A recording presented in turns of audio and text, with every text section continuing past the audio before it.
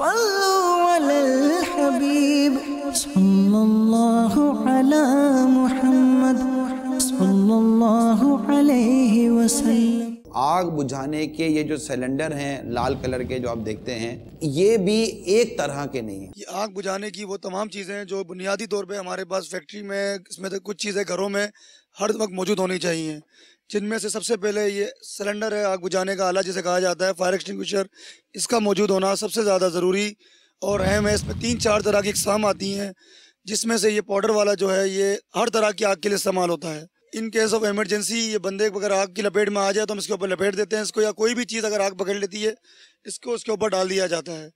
فیضان مدینہ نے ایک بہت اچھا قدم کیا ہے کہ انہوں نے سب چیزوں کا استعمال کیا ہے۔ تیرا شکر مولا دیا مدنی ماحول، عطائے حبیب خدا مدنی ماحول، عطائے حبیب خدا مدنی ماحول،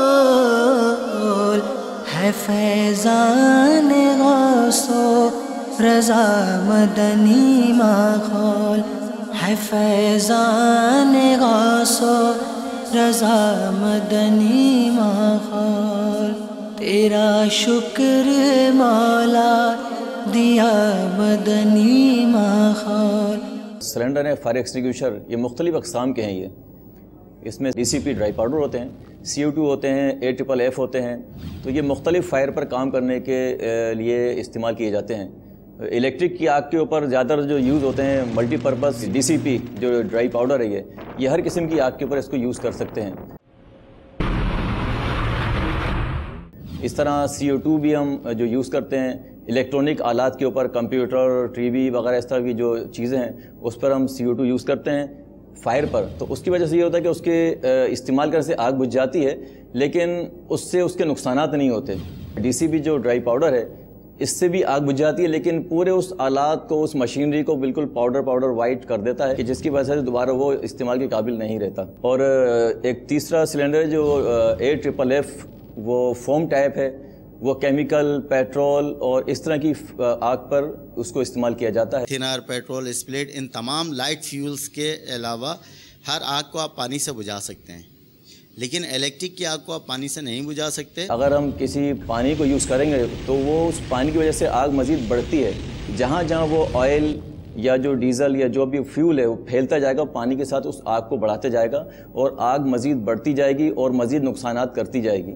تو لہذا اس کیمیکل اور ڈیزل وغیرہ کی آگ پر ہم AFFF فوم ٹائپ یوز کرتے ہیں، کہ جس کی وجہ سے وہ اس لکوڈ سے ہلکا ہوتا ہے اور اس کے اوپر اپنی ایک لیئر بناتا چلا جاتا ہے۔ اس لیئر کی وجہ سے وہ آگ کی آکسیجن اور آگ کو بالکل کٹ کر دیتا ہے، جیسے ہی آکسیجن کٹ ہوتی ہے اور وہ آگ وہیں پر فوری طور پر بجھا دی جاتی ہے۔ مطلب وہ کورڈ کرتا ہے، کوٹڈ کر دیتا ہے اس کو، یوں کہیں گے آپ، ہے نا؟ جی، اس کو کوٹڈ کر دیتا ہے کہ وہ کوٹ ہو جاتا ہے اور اس کو آکسیجن پرووائڈ نہ ہو، جی، اس کو آکسیجن سے اس کو روکا جائے تاکہ یہ مزید پھیلنے سے بچے۔ بعض لوگوں کو یہ ہوتا ہے کہ ان کو پتہ نہیں ہوتا، یہ سلنڈر پڑے ہوتے ہیں، حادثات کی جگہ پر آگ لگی ہوئی ہے اور کسی کو پتہ ہی نہیں ہے کہ یہ چلتا کس طرح ہے، تو اس کا استعمال بالکل ہی نہایت آسان ہے۔ آپ یہ لاک پن ہوتی ہے اس میں، سمپل ایک، آپ نے اس کو کھینچنا ہے تاکہ یہ حادثے سے پہلے کوئی دبا نہ دے، بس آپ نے سمپل پن کھینچی اور دبا دیا اور بس اس میں سے پاؤڈر نکلے گا اور آگ بجھانے کا کام کرے گا وہ۔ خدا نخواستہ کہیں آگ لگ گئی تو آپ اس پہ فائر بلینکٹ ڈال سکتے ہیں۔ کتنی دیر میں یہ آگ گھر پر یا اطراف پر قابو پانے میں کامیاب ہو جاتی ہے؟ حاجی صاحب، ایک فائر جو ایک چھوٹی سی فائر ہوتی ہے اس کو بڑی آگ ہونے میں صرف 3 منٹ کا وقفہ درکار ہوتا ہے۔ کوئی رکاوٹ درکار نہ ہو تو ایک بہت بڑی آگ بن جاتی ہے۔ ایک کمرے کی آگ 3 منٹ کے اندر پورے کمرے کو ختم کر دیتی ہے۔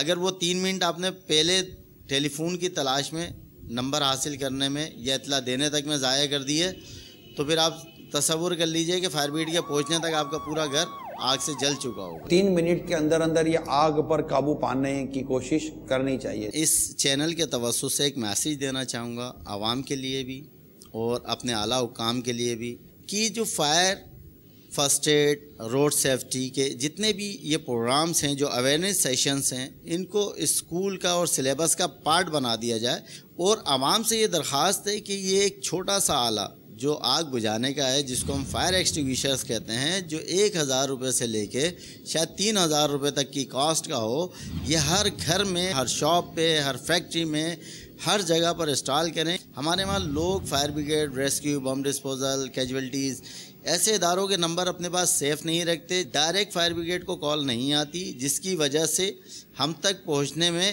اطلاع جو ہے وہ لیٹ ہو جاتی ہے۔